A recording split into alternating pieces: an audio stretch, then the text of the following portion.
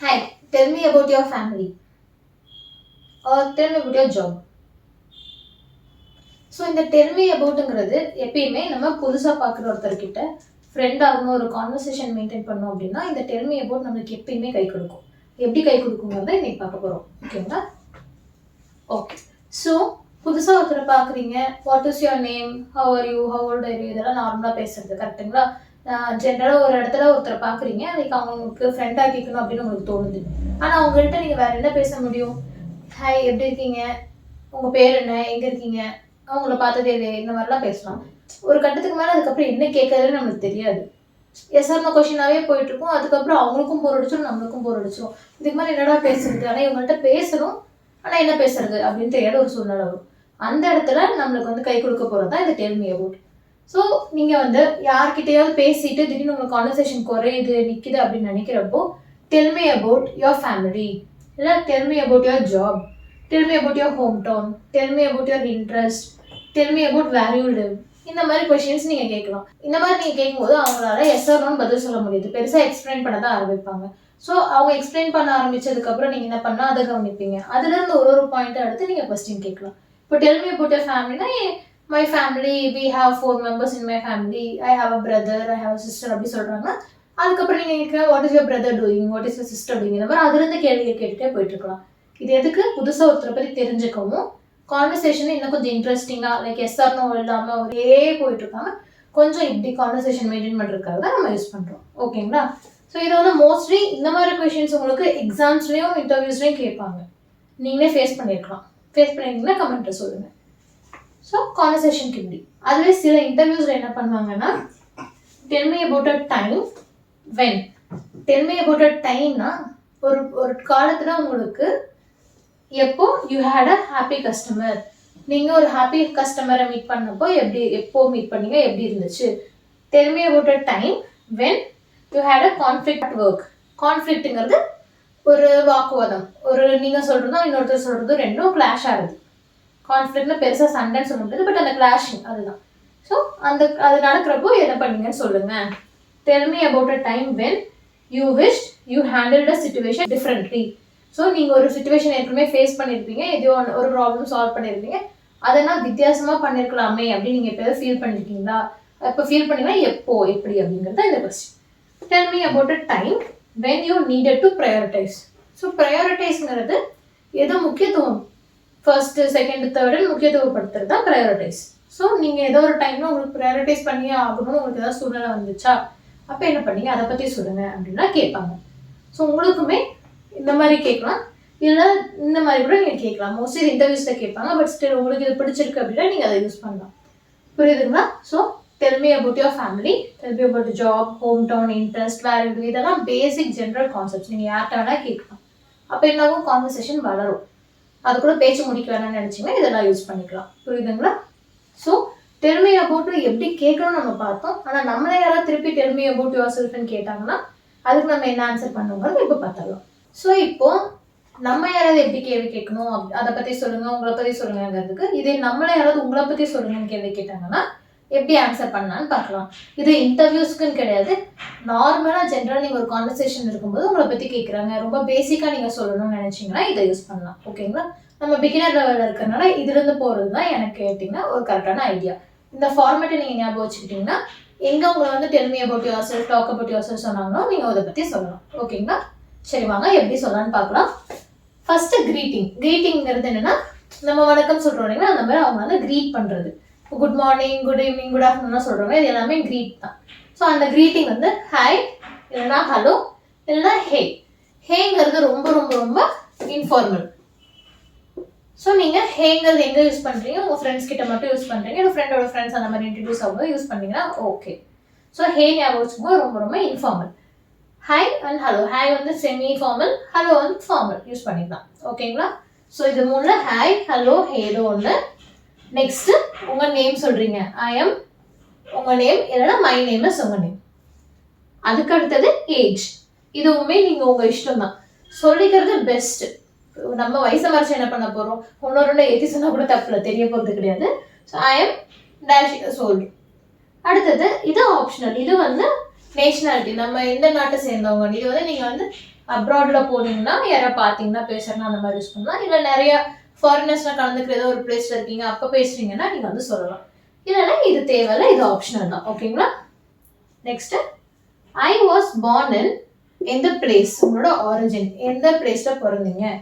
And உங்களோட profession. Next, I am a dash. Profession என்ன, நீங்கள் வந்து டீச்சரா, டாக்டரா, லாயரா, ஸ்டூடெண்டா, எதுவாக இருந்தாலும் சொல்லு. அண்ட் அடுத்தது, ஐ லிவ் இன் எந்த பிளேஸ். இப்போ கரெக்டாக நீங்கள் எந்த ஊரில் இருக்கீங்க, இது வந்து எந்த ஊரில் பிறந்தீங்க, இது வந்து எந்த ஊரில் இருக்கீங்க. So I like dash and dash. உங்களுக்கு பிடிச்ச விஷயங்கள், லைக் நீங்கள் ஹாபிஸாக இருக்கலாம், உங்களுக்கு பிடிச்ச விஷயங்களா இருக்கலாம். எதுன்னு ஐ டோன்ட் லைக் பிளாங்க். உங்களுக்கு என்ன பிடிக்காது இதை சொல்லலாம். ஓகேங்களா? ஸோ ஃபஸ்ட்டு க்ரீட் பண்ணணும், நேம் சொல்லணும், ஏஜ், நேஷனாலிட்டி வந்து ஆப்ஷனல், ஆரிஜின் லைக் எங்கே பிறந்தீங்க, ப்ரொஃபஷன் என்ன வேலை பார்க்குறீங்க, எங்கே இருக்கீங்க லொக்கேஷன், உங்களுக்கு பிடிச்சது என்ன, பிடிக்காதது என்ன. ஓகேங்களா? ஸோ இந்த 9 பாயிண்ட்ஸ் இன்னும் ப்ரிஃபரபிளாக சொன்னால் இந்த 8 பாயிண்ட்ஸ் வந்து நீங்கள் இது இல்லாமல் 8 பாயிண்ட்ஸை நீங்கள் வந்து ஃபார்மேட்டாக வச்சுக்கோங்க. ஒரு ஃபார்மேட் ஃபாலோ பண்ணிங்கன்னா எல்லா இடத்துலையும் இதே ஃபார்மேட் யூஸ் பண்ணுறீங்கன்னா உங்களுக்கு கன்ஃபியூஸ் ஆகுது. நம்மளும் இங்கிலீஷில் கொஞ்சம் இதுவாகவே இருக்கலாம். ஓகேங்களா? ஸோ இப்போ என் கூட சேர்ந்து ப்ராக்டிஸ் பண்ணாங்களா? இப்போ நான் என்னை பற்றி சொல்லணும்னா நீங்கள் உங்களை பற்றி சொல்லணும். Okay? Hello, I am Aparna. I am 26 years old. I am an Indian. I was born in Erode. I am a teacher. I live in Coimbatore. I like painting and crafting. I don't like people who like. So இது என்ன பற்றினது. இப்போ நீங்கள் உங்களை பற்றினது சொல்லணும். என் கூட repeat பண்ணுங்க. Hello, I'm, நான் space விடுறேன், ஒரு நிமிஷம் நிறுத்துறேன், நீங்கள் சொல்ல போறீங்க உங்களை பற்றி. Okay? Hello, I'm years old. I was born in. I am a. I live in. I like. I don't like. Okay. So என் கூட சேர்ந்து இதை சொல்லியிருப்பீங்க. இப்போ நீங்கள் என்ன பண்ண போறீங்கன்னா இதே ஃபார்மேட்டில் எனக்கு கமெண்ட்ல உங்களை பற்றி லீவ் பண்ண போறீங்க. ஓகேங்களா? ஓகே. ஸோ நான் கமெண்ட்ல ஆர்வமாக வெயிட் பண்ணிட்டு இருக்கேன். உங்களை பற்றின இதை வந்து நீங்கள் கொடுக்குறீங்க. சேம் ஃபார்மேட் ஃபாலோ பண்ணிக்கோங்க. அதனால உங்களுக்கு எப்பயுமே கன்ஃபியூஸ் ஆகாது. உங்களை பற்றி இன்ட்ரடியூஸ் பண்ணணும், tell me about yourself சொல்கிறாங்கன்னா இதையே நீங்கள் யூஸ் பண்ணிக்கலாம். ஓகே? ஞாபகம், this is not for interview. Normal கான்வர்சேஷனுக்கு புதுசாக ஒரு இடத்துல போறீங்க அப்படிங்கிறப்போ ஜென்ரலாக பீப்புள் கிட்ட பேசுறதுக்கு அந்த மாதிரி யூஸ் பண்ணிக்கலாம். ஓகே? ஸோ ஒருத்தர்கிட்ட del me about your self, del me about your job அந்த மாதிரி கான்வர்சேஷன் வளர்த்துறதுக்கு எப்படி கேட்கணும், அதே மாதிரி அவங்க நம்மளே கேட்கும்போது நம்மளை பற்றி எப்படி எக்ஸ்பிளைன் பண்ணுறது ரெண்டுமே பார்த்துட்டோம். இப்போ கடைசியாக பார்த்தீங்கன்னா க்ரீட் பண்ணும்போது ஒருத்தரோட லைக் மிஸ்டர் மிஸ்ஸஸ்ன்னு சொல்கிறோம்னா இது வந்து ஃபார்மலாகவும் இன்ஃபார்மலாகவும் எப்படி சொல்லலாம் அப்படிங்கிறத பார்க்க போகிறோம். ஸோ ஃபார்மல்னா உங்களுக்கு தெரியும், ஃபார்மல்ங்கிறது ரொம்ப பொலைட்டாக பெரிய லைக் பிஸ்னஸ் பண்ணுறவங்க, கிளைண்ட்ஸ் அந்த மாதிரி நம்ம பெரிய ப்ரொஃபஷ்னலாக பேசுகிறவங்கன்னா ஃபார்மல், பெரியவங்க ப்ரொஃபஷ்னலாக இருக்கவங்க. செமி ஃபார்மல்னா ஃபேமிலி மெம்பர்ஸில் பெரியவங்க, ஒரு கடைக்காரங்க அந்த மாதிரி. இன்ஃபார்மல்னா நம்ம ஃப்ரெண்ட்ஸு, ஃபேமிலி இந்த மாதிரி லைக் ரொம்ப க்ளோஸ் ரிலேட்டிவ்ஸ் இந்த மாதிரி இருக்கும். ஓகேங்களா? ஸோ ஃபார்மல்னா ரொம்ப மரியாதை தேவைப்படுறவங்க, செமி ஃபார்மல்னா கொஞ்சம் ஓகே, இன்ஃபார்மல்னா ரொம்ப கேஷுவலானவங்க. புரியுதுங்களா? ஸோ இப்போ ஃபார்மலாக நம்ம எப்படி கூப்பிடலாம் அப்படின்னா ஒன்றா அவங்களோட ப்ரொஃபஷன் வச்சு சொல்லலாம். டைட்டில்னா ப்ரொஃபஷன், இல்லைன்னா நேம். ஃபார்மலாக சொல்லும்போது அவங்களோட லாஸ்ட் நேம் தான் யூஸ் பண்ணுவாங்க. நீங்கள் லைக் ஃபாரின் மூவிஸோ இல்லை பெரிய இன்டர்நேஷ்னல் கேம்ஸோ அந்த மாதிரிலாம் பார்த்தீங்கன்னா அவங்கள சொல்கிறது பார்த்தீங்கன்னா அவங்களோட லாஸ்ட் நேம் வச்சு தான் சொல்லுவாங்க. லாஸ்ட் நேம்ங்கிறது என்ன, நம்மளுக்கு நம்ம அப்பா பேர். ஸோ நம்மளை கூப்பிடுறப்போ நம்ம அப்பா பேரை தான் கூப்பிடுவாங்க. லாஸ்ட் நேம்ங்கிறது அதுதான். சரிங்களா? அதுதான் வந்து ஃபார்மலாக நம்ம கூப்பிடுறது. ஸோ வேறு கண்ட்ரியில் போயிட்டு நீங்கள் ஃபார்மலாக உங்கள் நேம் சொன்னீங்க, ஒரு கான்ஃபரன்ஸ்க்கு போகிறீங்க, வேறு கண்ட்ரிக்கு போகிறீங்க அப்படிங்கிறப்போ நீங்கள் வந்துட்டு எக்ஸாம்பிளுக்கு விக்னேஷ் ரவிச்சந்திரன் சொன்னீங்கன்னா மிஸ்டர் ரவிச்சந்திரன் தான் கூப்பிடுவாங்க. ஏன்னா உங்களோட லாஸ்ட் நேமை தான் ஃபார்மலாக யூஸ் பண்ணுறாங்க. ஃபர்ஸ்ட் நேம் யூஸ் பண்ணாங்கன்னா அது வந்து இன்ஃபார்மல் ஆகும். ஓகேங்களா? ஸோ ஞாபகம் வச்சுக்கோங்க.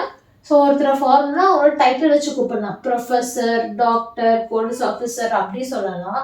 ஃபார்மல்ங்கிறதுனால hello professor, hello doctor, hello police officer அப்படி சொல்லலாம். இல்லைன்னா hello mister Roj, hello mister John, hello miss Roja, இந்த மாதிரி அவங்களோட லாஸ்ட் நேம் வச்சு சொல்லலாம். ஓகேங்களா? இந்த மிஸ்ங்கிறத எப்படி ப்ரொனவுன்ஸ் பண்ணணும்னா மிஸ் இல்லை மிஸ், ஜட் ஜட் சவுண்ட் வரும், மிஸ். ஓகேங்களா? ஸோ ஹலோ ப்ரொஃபஸர் இல்லைன்னா ஹலோ மிஸ்டர் ராஜ், ரெண்டு ஆப்ஷனை நம்ம ஃபார்மலாக சொல்லலாம். ஓகேங்களா? அதுவே இன்ஃபார்மலாக சொல்லணும்னா ஃபர்ஸ்ட் நேம் யூஸ் பண்ணணும். ஹாய் விக்கி, ஹாய் ஜான், இந்த மாதிரி ஃபர்ஸ்ட் நேம். இன்ஃபார்மல் எப்போ யூஸ் பண்ணால் நம்ம ஃப்ரெண்ட்ஸ்குள்ள ரொம்ப நம்ம கேஷுவலாக பழகிறாளுன்னு கூட. ஸோ இன்ஃபார்மல்ங்கிறப்ப அவங்களோட ஃபர்ஸ்ட் நேம் யூஸ் பண்ணி சொல்லணும். ஓகே, இது எதுக்குன்னா க்ரீட் பண்ணுறதுக்கு சொல்லிட்டு இருக்கேன். சரிங்களா? இல்லை க்ரீட் பண்ணணும், மென்ஷன் பண்ணணும், இல்லை நிறைய கூப்பிடணும், அந்த மாதிரி இருக்கும்போது இதெல்லாம் யூஸ் பண்ணணும். இதுவே சிங்கிளாக இருக்கிறதுனால. இதுவே ஃபார்மலாக இதே ஒரு ஆணையோ இல்லை ஒரு பெண்ணையோ இல்லை ஒரு கூட்டத்தையோ சொல்கிறது நம்ம எப்படி சொல்லுவோம்னு பார்த்தீங்கன்னா, ஃபார்மலாக ஜென்ஸ் எப்படி சொல்லுவோம்னா எப்பயுமே சார். ஃபார்மலாக ஜென்ஸை சொல்கிறோம், நம்ம ஒருத்தரை கூப்பிடணுங்கிறப்ப அவர் வந்து மேனாக இருக்கும்போது அவரை வந்து சார்ன்னு தான் மென்ஷன் பண்ணுவோம். அதே லேடிஸ்னா மேடம், மேம். ஜென்ஸ்னா சார், லேடிஸ்னா மேடம், மேம். இதே ஜென்ஸ் லேடிஸ் எல்லாருமே கலந்துருக்காங்க, இல்லை லேடிஸ் மட்டும் நிறைய பேர் இருக்காங்கன்னா லேடிஸ், ஜென்ஸ் நிறைய பேர் இருக்காங்கன்னா ஜென்டில்மென், ஜென்ஸ் அண்ட் லேடிஸ் கலந்துருக்காங்கன்னா ladies and gentlemen. Gentlemen and ladies சொல்ல மாட்டோம், லேடிஸ் அண்ட் ஜென்டில்மென் தான் சொல்லுவோம். Okay, ladies and gentlemen. Hello ladies and gentlemen, hello gentlemen, hello ladies. So இந்த மாதிரி நம்ம ஃபார்மலாக சொல்கிறப்ப சார் மட்டும், லைக் ஒருத்தர் மட்டும் இருந்தாங்க, மேன் மட்டும் இருந்தாங்கன்னா சார், லேடி மட்டும் இருந்தாங்கன்னா மேடம், மேம்.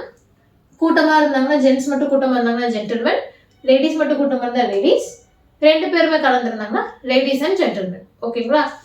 இது என்னன்னு பார்த்தீங்கன்னா, நான் சயின்ஸ் ஸ்டூடெண்ட், அதனால மேல் ஃபீமேல் அதுக்கான சிம்பிள் இது. ஓகேங்களா? நீங்கள் மேல் ஃபீமேல்னு எழுதிக்கோங்க.